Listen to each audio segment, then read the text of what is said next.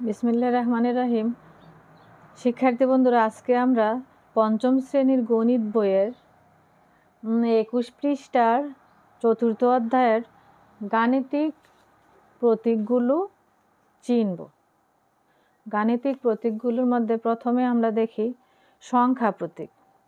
তাহলে সংখ্যা প্রতীক কয়টি? 10টি। সংখ্যা প্রতীক হচ্ছে 10টি। এই দেখো সংখ্যা প্রতীক 10টি। কি কি? 0, 1, 2, 3, 4, 5, 6, 7, 8, 9। 0 থেকে 9 পর্যন্ত এই সংখ্যাগুলোই হচ্ছে কি সংখ্যা প্রতীক। এই প্রতীকগুলো দিয়েই আমরা কি করি? গণিতের সমস্যা বানাই, সমাধান করি। এই প্রতীকগুলো দিয়েই সব কিছু করতে হয়। এবার আসো, সংখ্যা প্রতীক কাকে বলে? সংখ্যা প্রতীক যে প্রতীকগুলো সংখ্যা লেখার জন্য ব্যবহার করা হয় সেগুলোই সংখ্যা প্রতীক। তাহলে এই প্রতীকগুলো দিয়ে আমাদের কি করতে হয়? সংখ্যা লিখতে হয়, একটা অঙ্ক সাজাতে হয়। এগুলো হচ্ছে কি সংখ্যা প্রতীক। এবার আসো প্রক্রিয়া প্রতীক। প্রক্রিয়া প্রতীক। প্রতীক প্রক্রিয়া প্রতীক হচ্ছে 4টি। প্রক্রিয়া প্রতীক 4টি। প্রক্রিয়া প্রতীকগুলো কি কি দেখি? যোগ, বিয়োগ, গুণ, ভাগ। এগুলো হচ্ছে প্রক্রিয়া। যোগ প্রতীক হচ্ছে এই যে যোগ।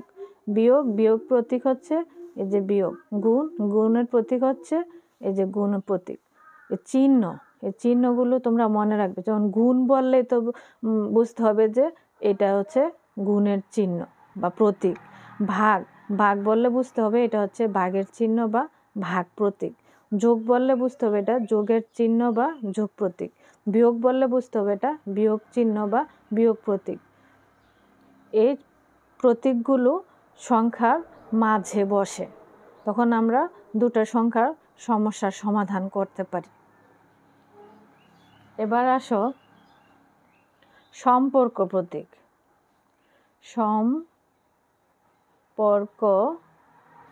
প্রতীক।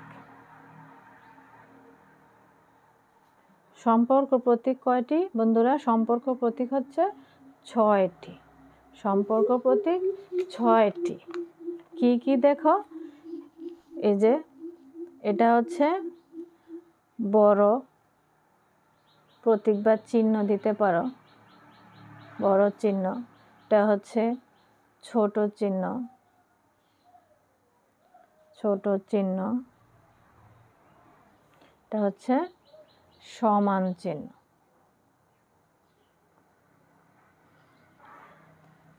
আর এটা হচ্ছে কি বড় নয়, ছোট নয়, সমান নয়। এই মোট 6টি হচ্ছে আমাদের কি সম্পর্ক প্রতীক। বড়, ছোট, সমান, বড় নয়, ছোট নয়, সমান নয়। বড় নয়, ছোট নয়, সমান নয়। এ হচ্ছে সম্পর্ক প্রতীক। তাহলে আমরা সম্পর্ক প্রতীকগুলো চিনলাম।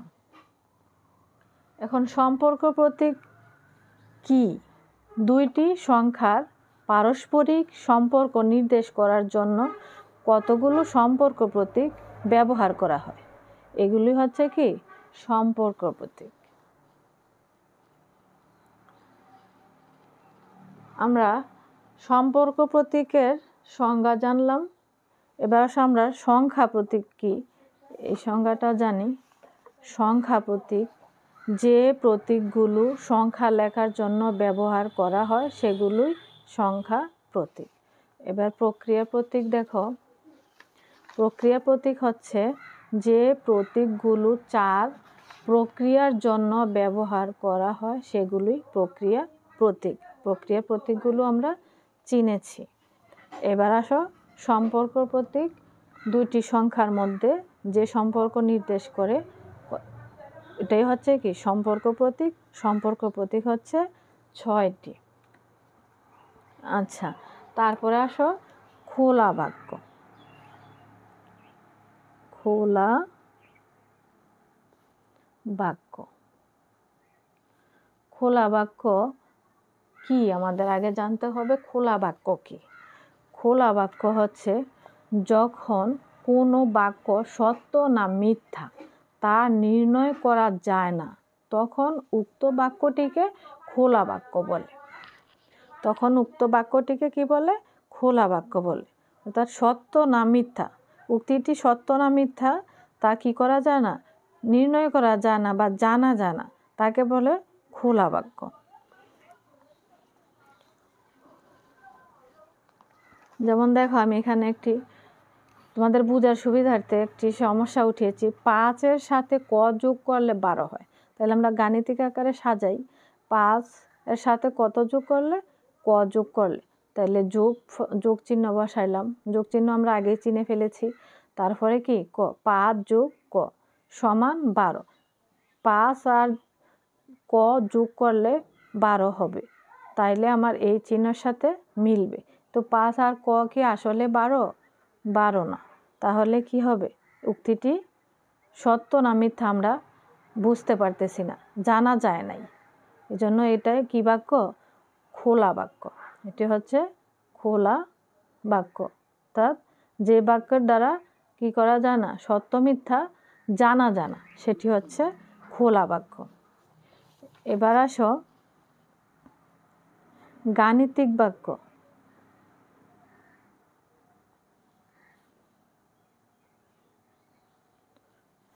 খোলা বাক্য গেল। এবার গাণিতিক বাক্য কি?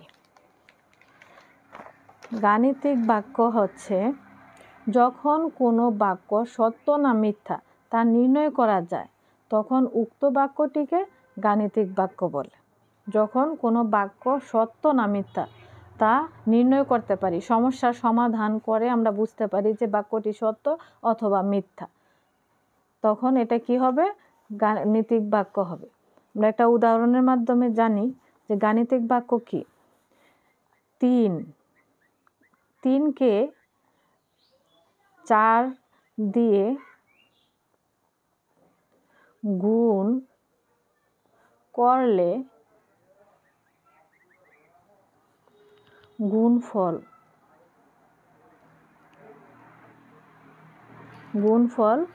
12 হয়। এটাকে যদি আমরা গাণিতিক বাক্যে সাজাই, গাণিতিক বাক্য কি হবে? 3 গুণ 4, কারণ 3কে 4 দিয়ে গুণ করতে বলা হয়েছে। তাহলে 3 গুণ 4 সমান কত হবে? 12 হবে। 12 হতে হবে। বা 3 আর 4 গুণ করলে কত হয়? 12 সমান 12। সুতরাং গাণিতিক বাক্যটি কি আমাদের হয়েছে 3 4 12 সমান 12। তাহলে ডান পক্ষ আর বাম পক্ষ কিন্তু একই। যখন বাম পক্ষ 12, ডান পক্ষ 12, সুতরাং উক্ত বাক্যটি কি? সত্য। উক্ত বাক্যটি সত্য। সত্য। তাহলে আমরা এটা বের করতে পেরেছি যে উক্ত বাক্যটি সত্য। এই সমান চিহ্ন, এটা একটা সম্পর্ক প্রতীক। এই প্রতীক দ্বারা আমরা বুঝতে পেরেছি বাম পক্ষ যে সংখ্যা হয়েছে, ডান পক্ষ একই সংখ্যা হয়েছে। তার মানে এই সম্পর্ক প্রতীক কত? সমান, মানে 12 সমান 12। তাহলে উক্তিটি সত্য। এটা হচ্ছে গাণিতিক বাক্য। অর্থাৎ একটা সমস্যার সমাধান করলে আমি যখন বুঝতে পারবো এটি সত্য অথবা মিথ্যা, তখন সেটি হবে কি? গাণিতিক বাক্য। আর খোলা বাক্য হচ্ছে উক্তিটি সত্য না মিথ্যা তা জানা যায় না বা বোঝা যায় না, সেটা হচ্ছে খোলা বাক্য। এই দুটা বাক্যের এই পার্থক্য। এটা হচ্ছে জানা যায় না, জানা, উক্তিটি জানা যায় না বা বোঝা যায় না। আর এই খোলা বাক্যের অর্থ হচ্ছে সত্য মিথ্যা নির্ণয় করা যায়, জানা যায় বা নির্ণয় করা যায়। সত্য বা মিথ্যা কি করা যায়? জানা যায়। মিথ্যা জানা যায়, সেটা হচ্ছে গাণিতিক বাক্য। সত্য মিথ্যা জানা যায় বা নির্ণয় করা যায়, আর খোলা বাক্য সত্য মিথ্যা জানা যায় না, এটা হচ্ছে গাণিতিক বাক্য। এ ছিল আমাদের পঞ্চম শ্রেণীর গাণিতিক প্রতীক সম্পর্কে কিছু প্রাথমিক ধারণা। এগুলো ব্যবহার করে আমরা চতুর্থ অধ্যায়ের বাকি সমস্যার সমাধানগুলো করব। আশা করি পাশে থাকবে। সবাইকে ধন্যবাদ।